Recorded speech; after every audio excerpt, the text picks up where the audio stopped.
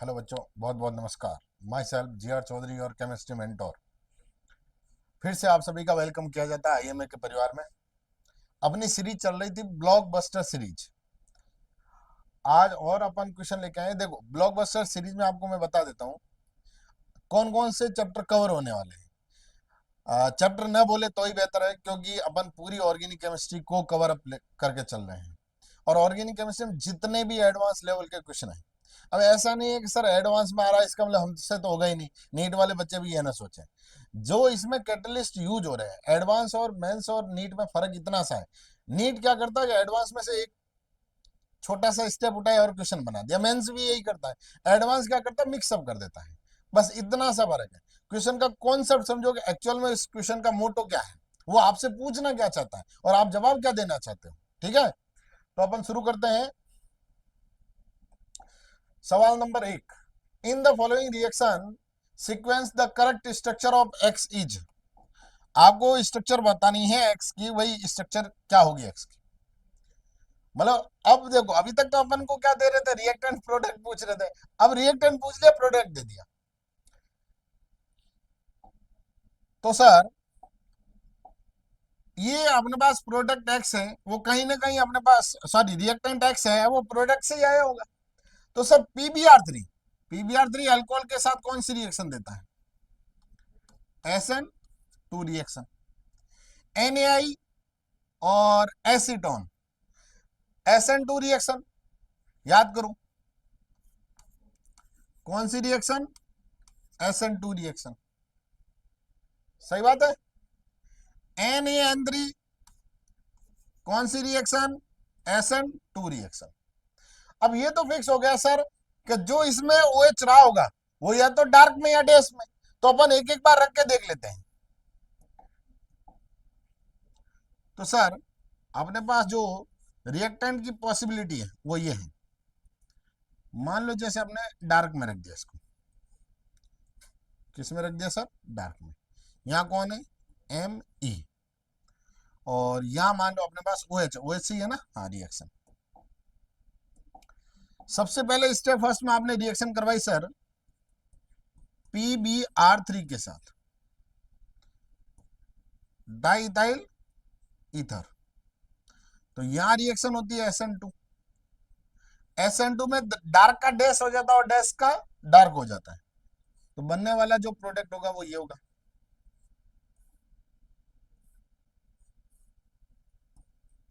Me। और यहां अपने पास क्या हो जाएगा सर? Dash Br। अब NaI एसीटोन में क्या करता है सर?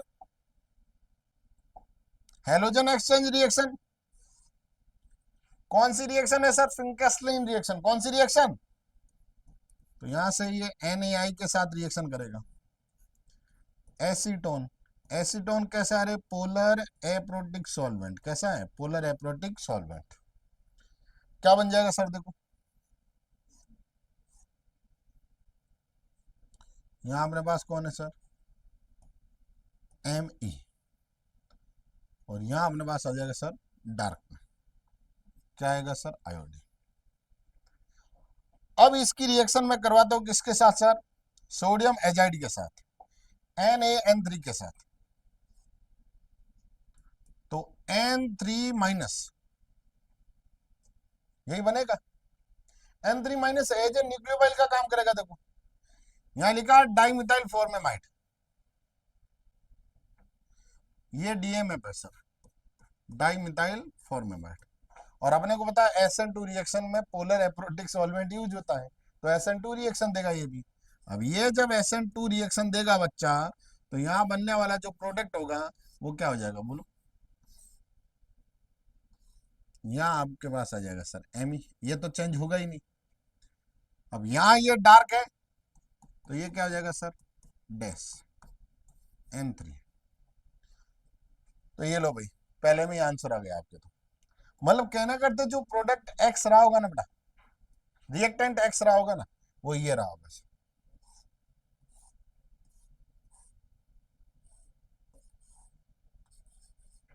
Me। और कौन आ जाएगा सर? OH। ये है सर 3 मिथाइल साइक्लोपेंटेनॉल, साइक्लोपेंटेनॉल। कोई दिक्कत? चलो हो गया, आगे बढ़े। चलो भाई अगला सवाल सर, क्या कह रहा है भाई? The number of hydroxyl group in the sense OH group पूछ रहा है इन क्यूइज। तो H प्लस हीट क्या करता है? एलिमिनेशन रिएक्शन करवाओ सर, एलिमिनेशन रिएक्शन।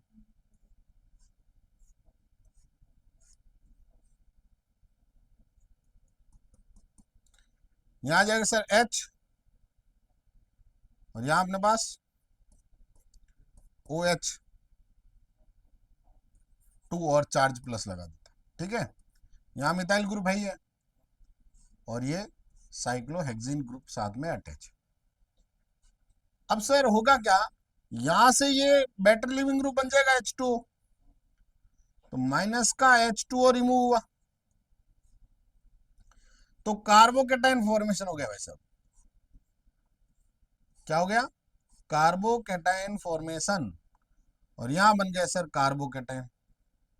अब अपने को पता है जब कभी भी कार्बोकेटाइन फॉर्मेशन बनता है एलिमिनेशन रिएक्शन में इंटरमीडिएट के फॉर्म में, तो वहां रीअरेंज करवाया जाता है यदि पॉसिबल हो तो रीअरेंज में क्या करोगे सर? मिथाइल शिफ्टिंग कर दें, ये मिथाइल यहां से यहां शिफ्ट होगा, क्या बन जाएगा देखो, ये आ जाएगा अपने पास, और चार्ज यहां पर क्या आ जाएगा सर? पॉजिटिव, और यहां डबल। कोई दिक्कत? चलो अब इस पॉजिटिव को हटाना है, तो सर यहां से H प्लस निकाल दो, तो क्या बन जाएगा?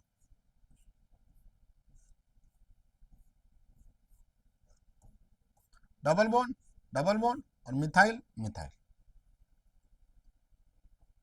अब ये कह रहा है सर एक्वस डाइल्यूट KMnO4, इसको बोलते हैं बेयर्स रेजेंट। क्या बोलते हैं?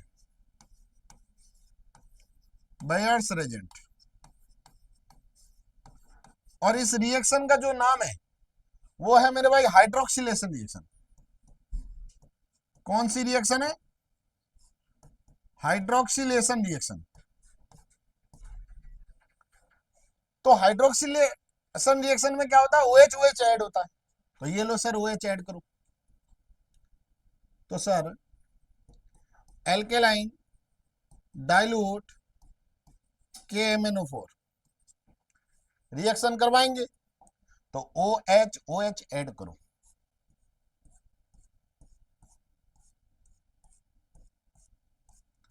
OH OH OH और OH। क्या पूछा भाई साहब सवाल में? The number of hydroxyl group in Q में हाइड्रोक्सिल ग्रुप कितना है सर? 1 2 3 4, तो आंसर इज 4। आया समझे? ऐसे कुछ अपने को रिएक्शन सॉल्व करने। हालांकि देखो ये कैटलिस्ट है वो मैंने छोटे केसेस लेके नीट और जेईई मेंस में बताए। अब यहाँ थोड़ा सा क्या है, एक स्पेशल केस ले लेता है, शिफ्टिंग ले लेता है। देखो शिफ्टिंग भी अच्छी तरह से करवाए हो कॉन्सेप्ट है, ठीक है। अगला सवाल सर, अगला सवाल, काफी दिन हो गए सर बायोमोलिक्यूल को देखे हो, आज बायोमोलिक्यूल का सवाल है। A tetrapeptide has COH group on alanine, this produce glycine, valine, phenylalanine, alanine, and alanine on complete hydrolysis. For this tetrapeptide, the number of possible sequence primary structure with NH2 group attached to a chiral center. यहां से सवाल को समझो, NH2 group attached to a chiral centre, मतलब जिससे शुरू हो रहा है उसमें chiral सेंटर है। क्या ग्लाइसिन में chiral सेंटर होता है? नहीं sir, one of the amino acid which have not containing chiral center, तो सर ये आ जाएगा ग्लाइसिन, और ग्लाइसिन होता है सर ये CH2, NH2 और COH। तो सर ये तो बात खत्म हो गई कि ग्लाइसिन पे ना तो खत्म होगा ना शुरू होगा, और फिक्स भी कर दिया कि इसमें एलानिन का COH होगा वो एंड पे होगा। तो अपने को पता है जब कभी भी एमिनो एसिड आपस में मिलते हैं, एमिनो एसिड आपस में मिलते हैं, तो यहां से माइनस का H2 रिमूव होता है और यहाँ पेप्टाइड बनता है। क्या बनता है? पेप्टाइड। पेप्टाइड वापस क्या बनाता है? पॉलीपेप्टाइड। पॉलीपेप्टाइड वापस क्या बनाता है? प्रोटीन। ध्यान रखना। तो सर एंड टर्मिनल किसका है सर? एलानिन का। तो केस बनाओ, देखो पहला वाला हो सकता है वेलिन हो, तो दूसरा ये हो सकता है ना ग्लाइसिन और फेनिल एलानिन, और खत्म किस पे हो रहा है सर? एलानिन पे। ये पहला केस हो गया। दूसरा केस में ये भी तो कह सकता हूं सर वेलिन, उसके बाद में फेनिल एलानिन ले लूं और फिर ग्लाइसिन ले लूं और एलानिन पे खत्म कर दूं। ये तो कह रहा है भाई साहब स्टार्टिंग का कार्य सेंटर होना चाहिए, मतलब ग्लाइसिन में तो कार्य सेंटर है नहीं, फेनिल एलानिन में कैसे है? देखो फेनिल एलानिन होता सर ये CH2 CH NH2 और COH। ये देखो ना कार्यल सेंटर है ये। एकमात्र ऐसा एमिनो एसिड है जिसमें कार्यल सेंटर नहीं है, वो ग्लाइसिन है। गुल्लू भैया ठीक है। चलो अगला केस ये भी तो हो सकता है सर फेनिल एलानिन को पहले ले लूं, तो बचेगा क्या? वेलिन और ग्लाइसिन। खत्म किस पे? एलानिन पे। फेनिल एलानिन, फिर क्या ले लूं सर? ग्लाइसिन, फिर क्या ले लूं सर?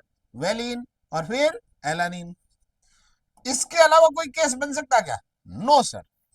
तो कितने केस बने जिसमें सर ये पैटर्न का है? देखो attach to a chiral centre a tetrapeptide has COH group on alanine, this produce glycine। ठीक है।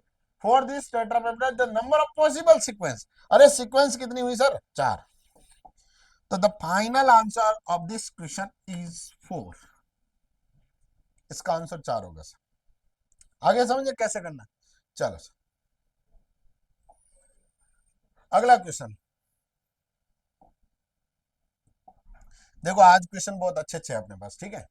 A decapeptide molecular weight 796 on complete hydrolysis gives glycine, alanine, phenylalanine. Glycine contribute 47% to the total weight of the hydrolyzed product। ये कह रहा है जो अपने पास peptide था या बोल सकते हो अमीनो एसिड था, उसमें जो ग्लाइसिन है उसका 47% पार्ट है। हाइड्रोलाइज करवाता है तो the number of glycine unit present in the decapeptide, मतलब जो पेप्टाइड था उसमें ग्लाइसिन के कितने मॉलिक्यूल प्रेजेंट होंगे। ठीक है सर। तो इस सवाल को सवाल के हिसाब से ही समझते हैं। डेकापेप्टाइड मतलब ये होगा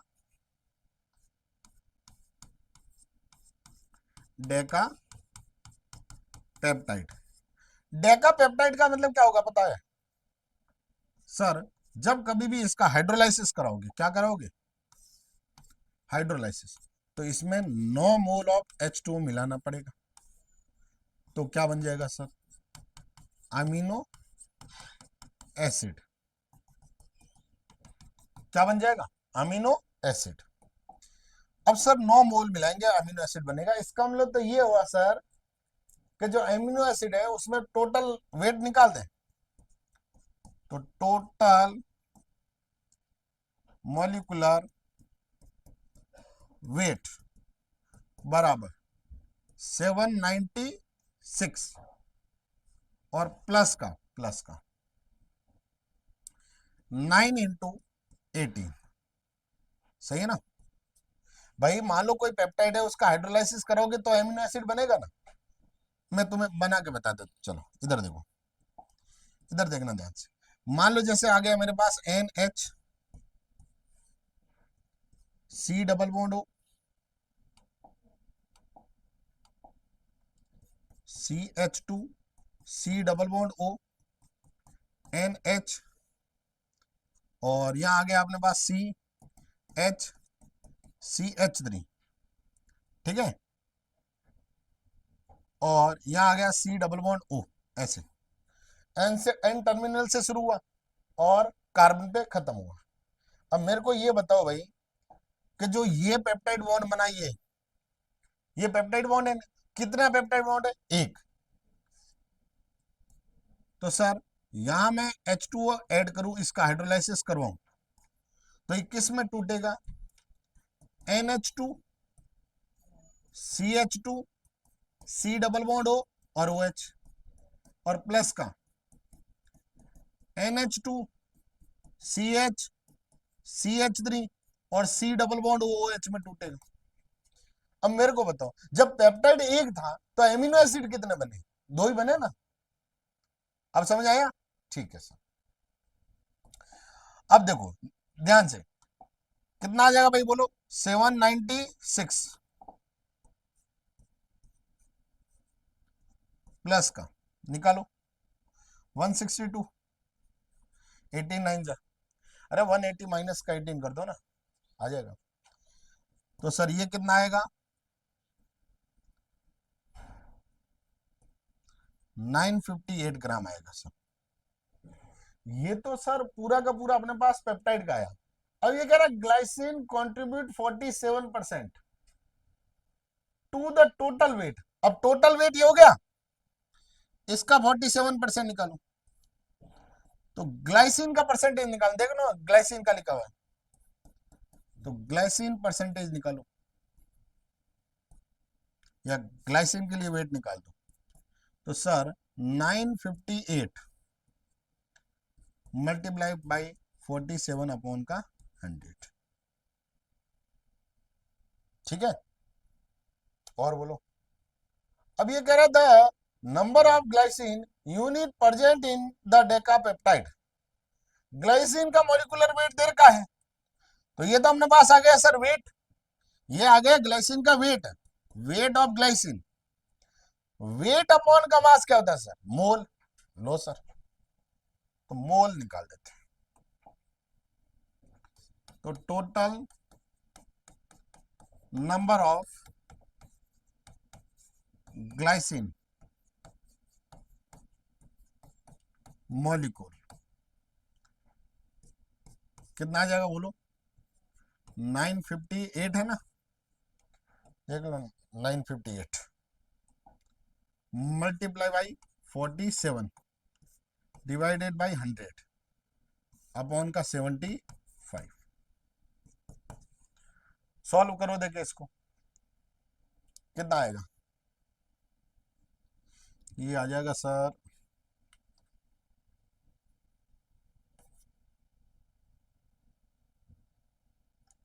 7 5 ठीक है, 958 इंटू 47 अपॉन का 75 इंटू 100, तो 9.58 मल्टीप्लाई बाई 47, तो 9.58 मल्टीप्लाई बाई 47 डिवाइडेड बाई 75। ठीक है, ये लगभग अप्रोक्सीमेशन 5 पॉइंट समथिंग जाएगा, 5.72। सही है ना?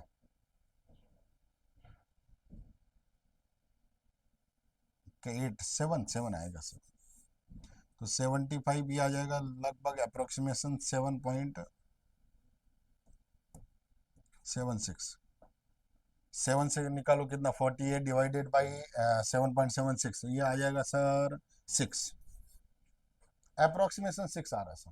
ठीक है, चलो भाई, तो यही है अपने पास का peptide on complete hydrolysis gives glycine. ठीक है, तो नंबर ऑफ ग्लाइसिन मॉलिक्यूल कितना है भाई बोलो? 6। कितना है? 6। चेक कर लेना भाई एक बार। A decapeptide on complete hydrolysis gives glycine, ठीक है, molecule weight दे रखा है, एलानिन दे रखा है, फेनिलएलनिन दे रखा है, ग्लाइसिन दे रखा है, कंट्रीब्यूशन दे रखा है 47% निकाल दिया हमने। ठीक है, 47% निकाल के यहाँ से अपने निकाला ये, तो सर वेट आ गया, वेट अपॉन मोलर मास किया, मोलर मास किया तो अपने पास क्या आ गया? मोल। तो इतने मोल ये ग्लाइसिन के प्रेजेंट है इसमें। ठीक है, चलो बढ़ते हैं सर अगले सवाल की तरफ। सवाल क्या कह रहा? The number of CH2 group in the product form from the following reaction. करवाओ सर रिएक्शन।